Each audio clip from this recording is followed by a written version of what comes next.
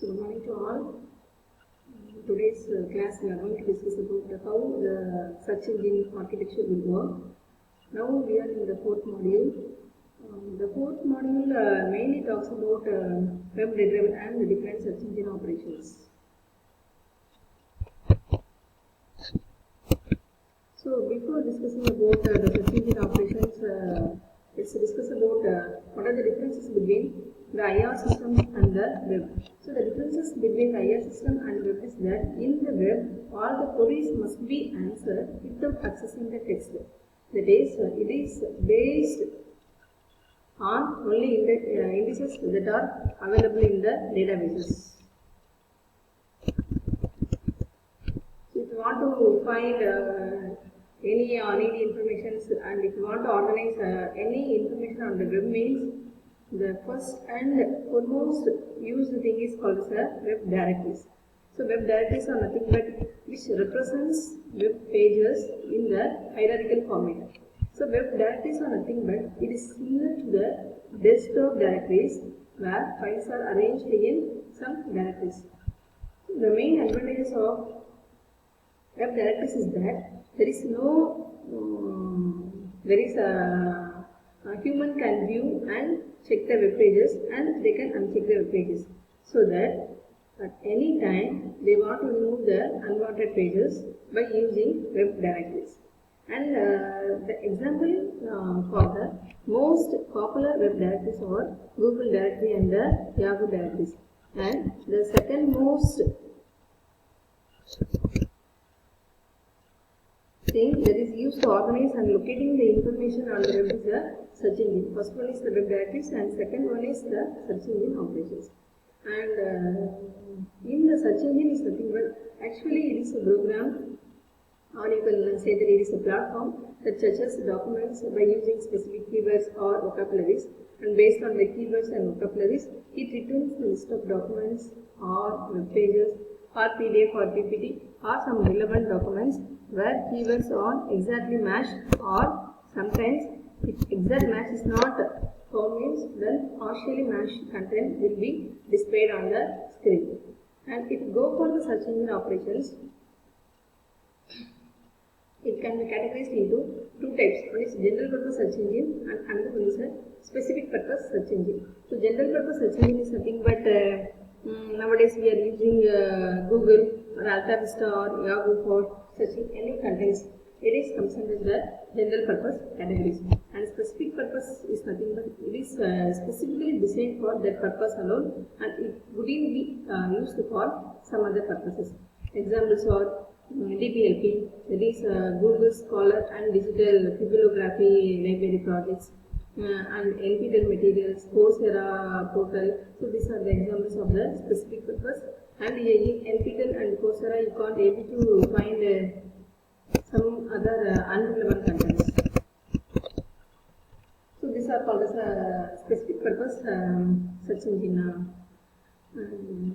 Beyond the search engine, each and every search engine portal like Google, Alta Vista or Yahoo, it uses its own architecture. So based on the architecture, the query response time will be different, latency will be different, and some other operations will be different. And if you go for the search engine architecture, earlier days they might use three different types of architecture. So first one is called as a centralized crawler indexer architecture. In the book, the architecture is mainly based on the Alta Vista architecture. That is the architecture used by the Alta Vista portal. And if you want, you can go and browse how the architecture will be for the Google and how the architecture will be for Yahoo search engine also. And second architecture is called as a cluster-based architecture, and third one is called as the distributed architecture. The distributed architecture is actually found by the found Horvath, so it is sometimes called as by the founder name Horvath architecture. So it's a discuss the working of the architecture one by one. So this is a centralized crawler indexer architecture.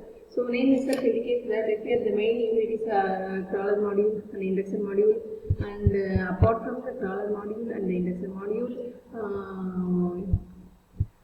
see in a user interface, through the interface only user can interact, and upon receiving the queries, it will be automatically passed to the query agent. So the two more module in the architecture is user interface module and the query engine module, and the crawler is responsible for collecting information from the different web pages or web portal, and it is referred with respect to the indexer, and the indexer which in turn uses indexes, and based on the given keywords or vocabularies, it will search with respect to the indexes, and the matched documents will be retrieved, and it will be again passed to the user interface screen. So that if you see the arrow mark, here it is two-way arrow marks, here also it is a two-way arrow mark, but here it is a one-way arrow mark. So this is what the crawler indexer architecture works. And whenever you are discussing this type of architecture, first you must know what is crawler and what is the purpose of the crawler in the search engine operations. So in general, crawler is nothing but it is a program, or you can say that it is a software agent that traverses the web pages, sending new or updated pages to the main server where they are indexed. So that is crawler usually runs on a local system and sends requests to the remote web servers. So this is what the function of the crawler. And crawler is sometimes called as robots, spiders, wanderers, walkers, and nobots. So these are the different names of the crawlers. Actually, the crawlers is not actually sent to and executed on the remote machines. It is usually runs on the local systems. And in the architecture, you might see one more module is called as the index module. It is used in the centralized fashion to answer the queries submitted from the different places on the web. So if you see this diagram, you can tell the main disadvantages of this diagram. So here only one server is maintained, but it is difficult to maintain all the indexed documents in the only one server. As well as if the users are more means, then the server will be getting busy, so the response time will be automatically increased. So these are the main drawbacks of the crawler indexer architecture. And here, whenever the user submits the request, that is whenever the user enters the keyword or vocabulary, the normalization operations are carried out in these architectures. So normalization operation, which includes removal of the punctuation, and if you enter double space, means it is automatically converted into the single space, and conversion of uppercase into lowercase letters. So all these things carried out after enter key is pressed. So this architecture was used in the year 1998. Actually, the book is the second edition is mainly based on 2000 or 2005. So the book does not contain the latest architecture, whereas the architecture presented in the year 1998. So in those days, it uses a 20 multi-processor machine, and which is having more than 130 GB RAM and over 500 GB hard disk. But nowadays, the latest architecture is used if any search engine uses this kind of architecture. So this is what the first architecture, that is crawler indexer architecture will work. And the second architecture is called as a cluster-based architecture. Why we are going for cluster-based architecture? Name itself indicates that it works based on the clusters. That is, servers. Replication of the servers will be placed across the region or across the continents in order to reduce the user response time, latency, and all the things. So, why we are going these types of architectures is that due to the large size of the document collection and the data size is getting increased day by day, so it is difficult to maintain the embedded index in a single computer, and hence it must be distributed across the computers of the cluster. That is, we are going to use the document partition and replicate it to handle the overall query load. Hence, the cluster is maintained across the various regions in order to reduce the latency time of the web retrieval content. And this is the architecture of the cluster based. So if you see this diagram, you have different modules like answer cache servers, document servers, front-end servers, broker network, and LB. So LB is nothing but a load balancing server, and load balancing server which is responsible for maintaining the clusters across each and every regions.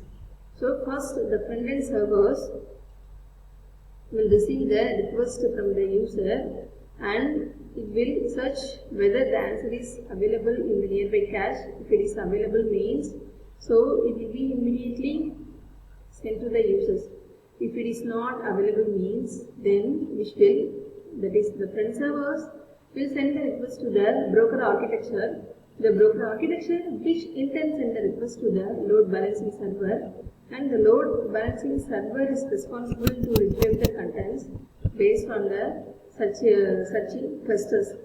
And if you see this box, each and every cluster, that is on top of each and every cluster, index cache is available. So hope you know the functions of the cache. If you forget the functions of the cache memory, we will be discussing the functions of the cache memory in the next slides.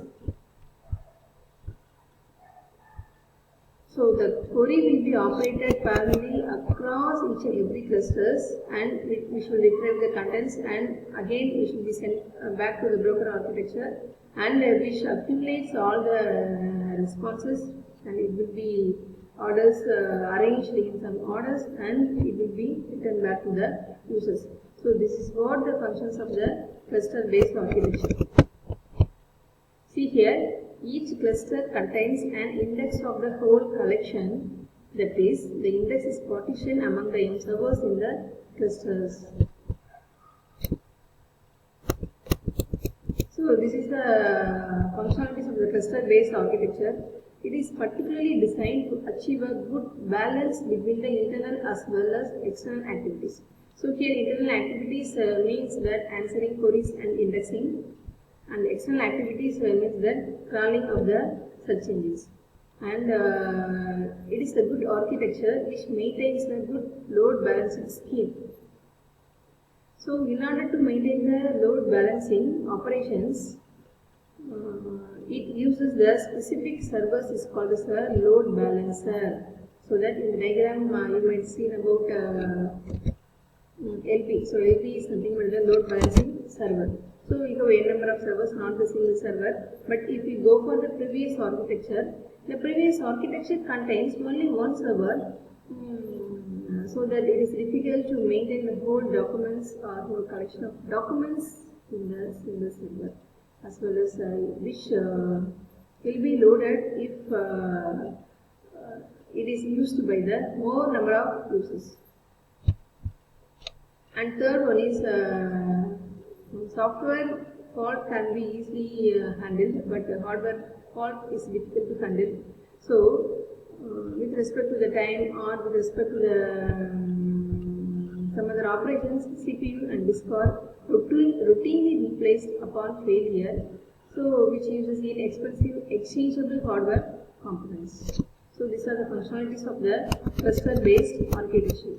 And in the cluster based architecture, this author, so there is no need to remember the author name, but whereas you might remember the different tasks proposed by this author, or you can say the founder. So this Olenjo et al. Present a parallel and distributed search engine architecture which works based on the two strategies. So first is based on the task parallel strategy, second one is based on the data parallel strategy. In the task parallel strategy, the query is executed independently